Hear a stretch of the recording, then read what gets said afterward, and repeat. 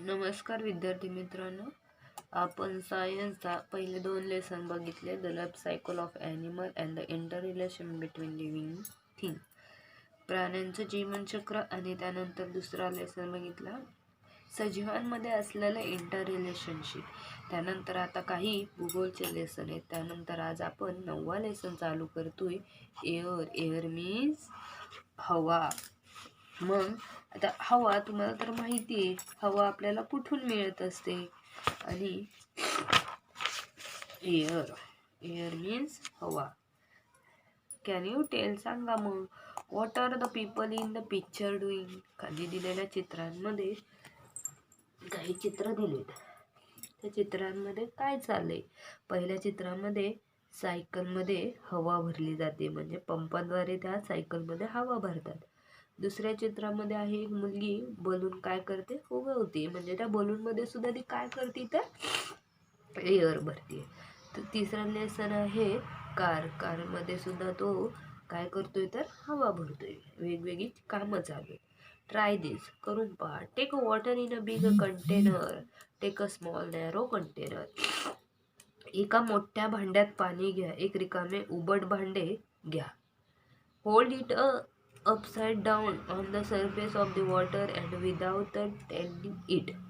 भांडे उपडे करून पाण्याच्या पृष्ठभागावर तसेच उभे धरून पाण्यात खाली खाली दाबा.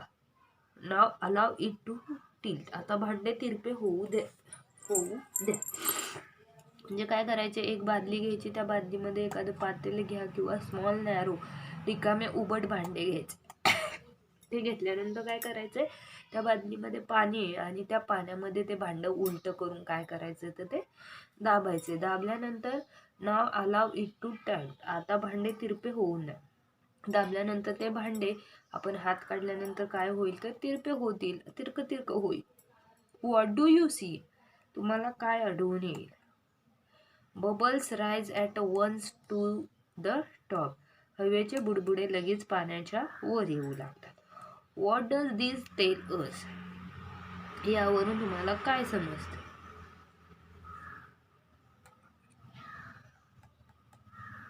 Air is a lighter than water.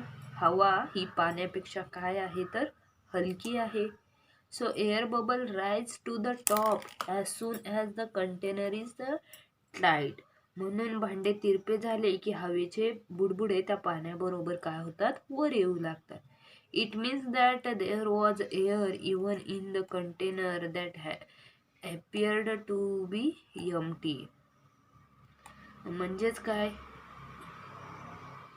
It mean that there was air even in the container that, म्हणजे डोळ्यांना रिकाम्या दिसणाऱ्या भांड्यातही काय आहे तर हवा आहे. म्हणजे त्या तुम्हाला वाटलं की त्यामध्ये पाणी म्हणजे त्यामध्ये हवा नाही, त्यामुळे तुम्ही ते दाबलं पातेलं, पण त्या पातेलं दाबल्यानंतर हात सोडल्यानंतर ते पातेलं तिरपं झालं. म्हणजेच काय तर त्यामध्ये सुद्धा काय आहे तर हवा आहे.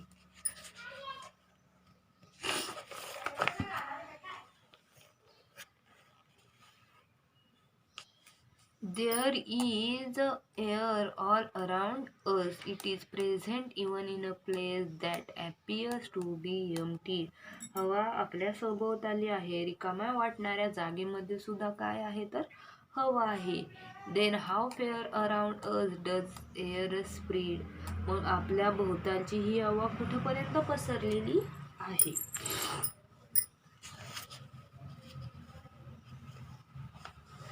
Take a large sheets of any waste paper.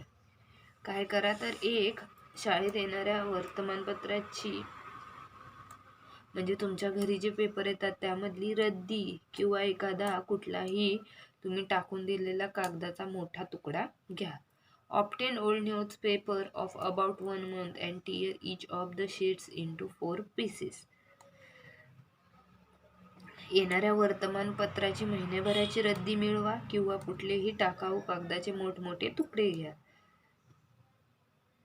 जर तुम्ही वर्तमानपत्र newspaper of about 1 month tear each of the sheets into 4 pieces, जर तुम्ही वर्तमानपत्र घेतली असल्यास त्याची पाने वेगळी करून घ्या. म्हणजे जी पानं असतात ती काय करा, separate. Now place these sheets of a paper one at a time in a pile on the floor. प्रत्येक पानाचे 4 सारखे सारखे भाग करा. हे फ्लोअर आणि हे कागद फरशीवर एक एक करून एकावर एक ठेवून द्या. As a peel grow, observe the differences that can be seen in the layers of a paper at the top of the peel and those near the floor. हे जे तुम्ही करणार आहे ते कशा बरोबर करणार आहे, फरशी लगत आणि वरच्या कागदाच्या थरामध्ये, म्हणजे फरशीपासून जो तुम्ही थर लावणार आहे कागदाचा त्यामध्ये आणि वर जो तुम्ही दुसरा पेपर ठेवणार आहे, या दोन्ही पेपरांमध्ये काय डिफरन्स होतो हे तुम्ही काय करायला सांगितले तर ऑब्झर्व. जो फरशी लगतचा आणि वरच्या कागदाच्या थरामध्ये काय फरक होतो याकडे तुम्ही जरा काय करा तर लक्ष द्या. When all the sheets have been placed, observe the differences in the upper and lower layer of the paper. वरचा लेयर आणि खालचा लेयर यामध्ये काय करा, ऑब्झर्वेशन करा. सर्व कागद ठेवून झाल्यावर निरीक्षण करा वरच्या आणि खालच्या लेयरमध्ये काय डिफरन्स आहे. व्हॉट डू यू सी, तुम्हाला काय ऑब्झर्व करायला मिळालं. As we place more and more papers on the peel, आपण कागद रचत जातो तसे खालचे कागद वरच्या कागदांखाली काय होतात, दबले जातात. The sheets at the lower level are pressed down by the sheets above them. The distances between the paper in the lower part of the peel become less, while the paper in the upper part appear to be further apart. आपण कागद रचत जातो तसे खालचे कागद वरच्या कागदांवर काय होतात, दबले जातात आणि खालच्या कागदाचे एकमेकांपासूनचं अंतर काय होतं, कमी होत जातं. तर वरचे कागद त्या मनाने काय होतात, मोकळे ठेवले जातात.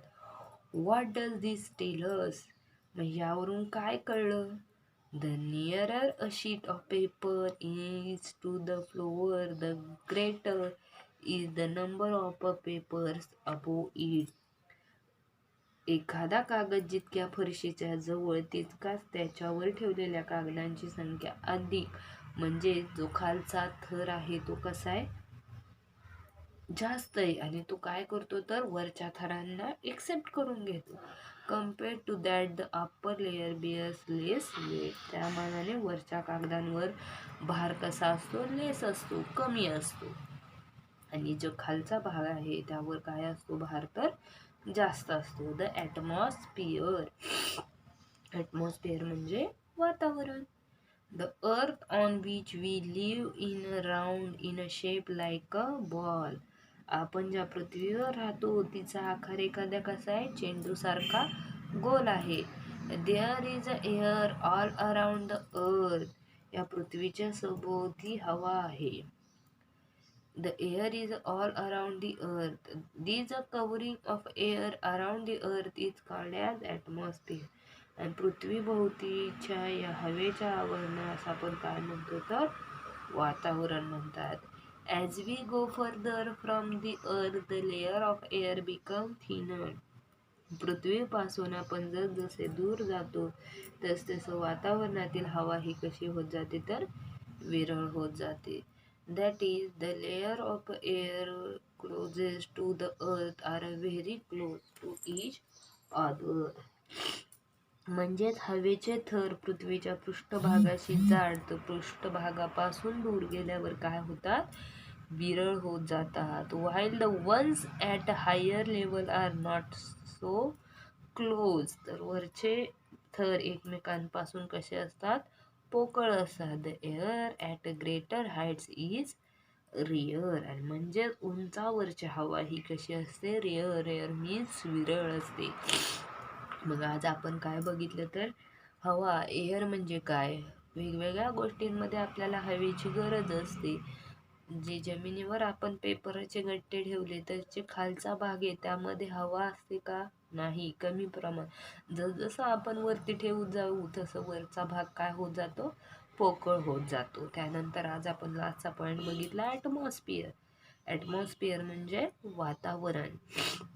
आपण ज्या पृथ्वीवर राहतो ते कसं आहे, राऊंड इन अ शेप, चेंडूसारखी गोल आहे आणि there is air all around the earth आणि पृथ्वीच्या सभोवताली काय आहे, हवा आहे.